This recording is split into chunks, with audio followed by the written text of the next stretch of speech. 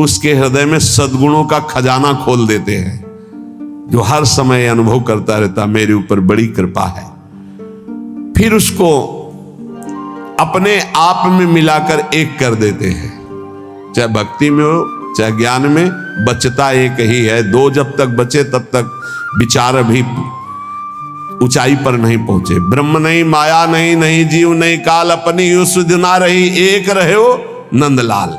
ना काहो सो बोलिबो ना कोई व्यवहार, अपनी कुंवर किशोरी को जियत निहार निहार। एक तो लालजू प्रियाजू एक हैं, इनको दो न देखा जाए। जो हर समय अपने इष्ट की कृपा का अनुभव करता रहता है, तो इष्ट उसके हृदय में गुणों का खजाना खोल देता है और उसको अपने में मिला लेता है, एकता कर लेता है, अर्थात इष्टमय हो जाता है। तस्मित् तज्जने भेदा भावात्।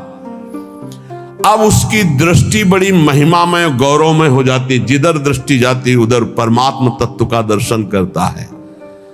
ऐसी स्थिति सच्चिदानंद रस में भरपूर होती है, ना अहमता होती ना ममता होती है। पर यह होता उन्हीं के ऊपर है। एक होते हैं जो केवल जीव से नाम जप करते हो, जीव से गुणानुवाद करते, अंतःकरण विषय चिंतन करता रहता है। ध्यान देना, बहुत उत्तम बात वर्णन हो रही। पहली बात कही कि जो जीव हर समय उपासक के कृपा का अनुभव करता रहता, बड़ी कृपा बड़ी कृपा, दुख में भी सुख में बड़ी कृपा, उसके हृदय में गुणों का खजाना खोल देते हैं और उसको एकता में मिला लेते हैं, अपने में मिला लेते हैं भगवान। अब दूसरी बात कह रहे हैं कि उपासक कब एकता को प्राप्त होता है। बोले एक उपासक होता है, बहुत ध्यान से अपने को देखना किस डिग्री में हो आप। एक उपासक होता है जो जीव के द्वारा नाम जप करता है, जीव के द्वारा गुणों का गान करता है, पर हृदय में विषय चिंतन होता है। दूसरा उपासक होता है जो जीव के द्वारा नाम जप करता है, गुणानुवाद करता है, अंतःकरण भी उसी में जुड़ा हुआ होता है, ये विशेष कृपा पात्र होता है। और तीसरा उपासक होता है जो जीव से नाम जप करता है, गुणानुवाद करता है, हृदय से जुड़ा रहता है और स्वयं लीला में डूबा रहता है। जो गाया जो चिंतन किया उसी में डूबा है। ये तीसरा, ये सर्वोपरि उपासक है। जो गाया वही चिंतन, जो चिंतन उसी में डूबा।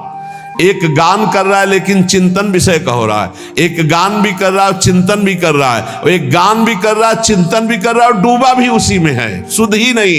यह है उत्तम अवस्था उपासक की। बहुत जोर की बात है, ऐसा ही होना चाहिए। जो जप कर रहे हैं, जो गान कर रहे हैं, उसी का चिंतन कर रहे हैं, उसी में डूब रहे हैं। पहला जो नाम जप कर रहा है, गुणगान कर रहा है, हृदय से विषय चिंतन कर रहा है, वो उसको इस लोक और परलोक के भोग परास्त कर देते हैं। बहुत सावधान ऐसा उपासक, भ्रष्ट होने में देर नहीं लगेगी।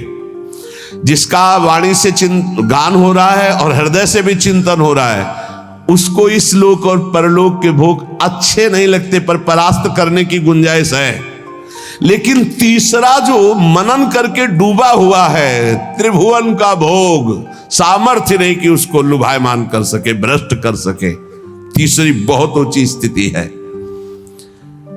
जो गृहस्थी में रह करके अपने परिवार से हंसता है, बोलता है, व्यवहार करता है, खाता पीता चलता उठता बैठता है, पर ऐसे जैसे विदेश में आए हुए मेहमान।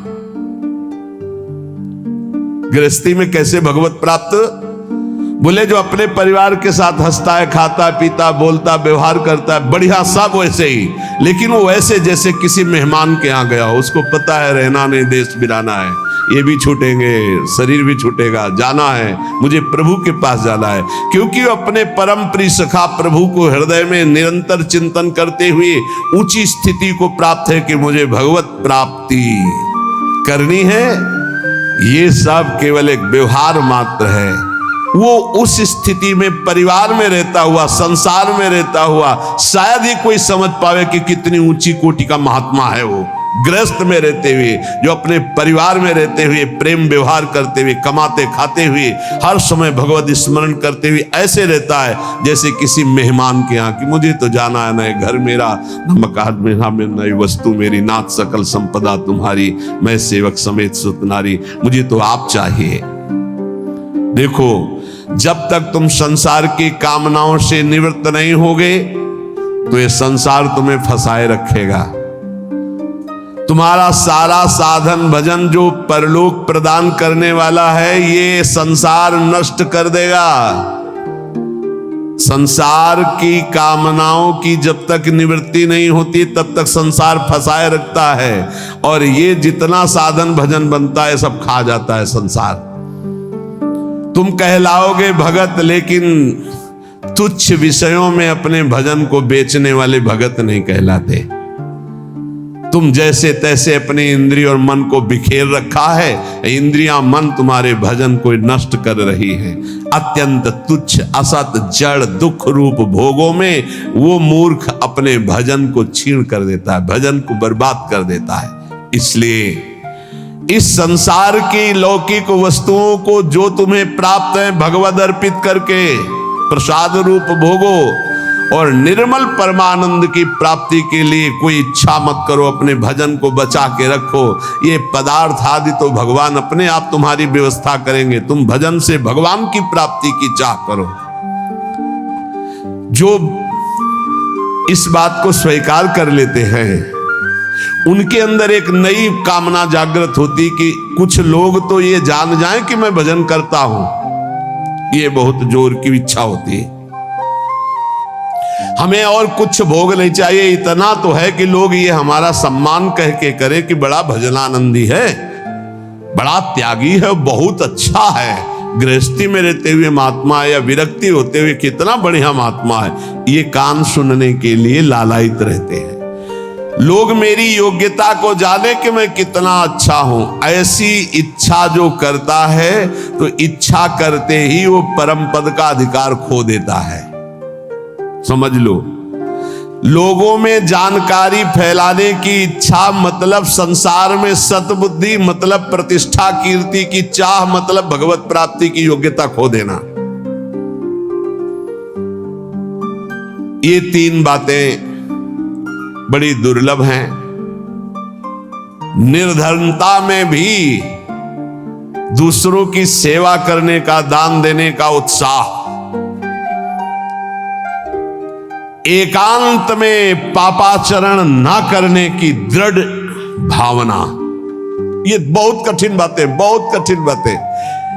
निर्धनता में भी दान देने का, दूसरों की सेवा करने का उत्साह, एकांत में कभी पाप ना करने की दृढ़ भावना, और जिससे भय लगता है ऐसा कभी कोई वचन, आचरण, संकल्प मन में ही ना आने पावे। भय लगता है पाप कर्म से, पाप कर्म ही भय प्रदान करता है। तो पाप कर्म से कैसे निवृत्त हो, क्रम बाई क्रम वर्णन कर रहे हैं। तो जो पाखंडी लोग हैं इनका संग का त्याग कर दे। पाप निवृत्ति के लक्षण, पाप तुमसे बनेंगे ही नहीं। पाखंडी लोगों से दूर रहना, खुली बात कह रहे हैं।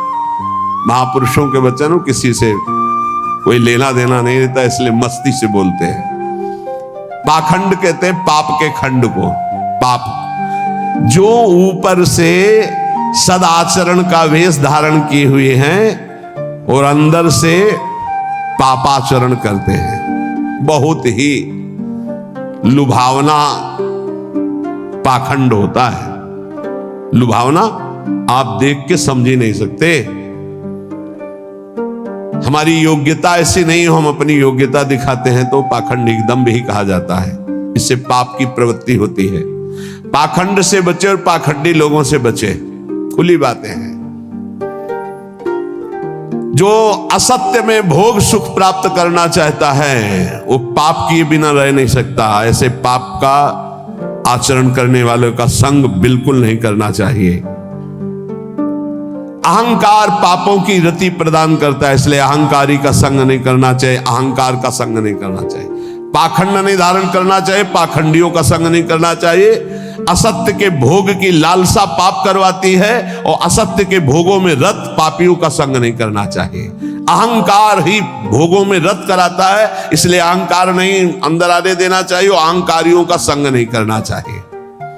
प्रभु की ओर अग्रसर होने वाले जितने साधक हैं उनको सावधान रहना चाहिए ऐसे अहंकारी असत भोगों में लगे हुए पाखंडियों से।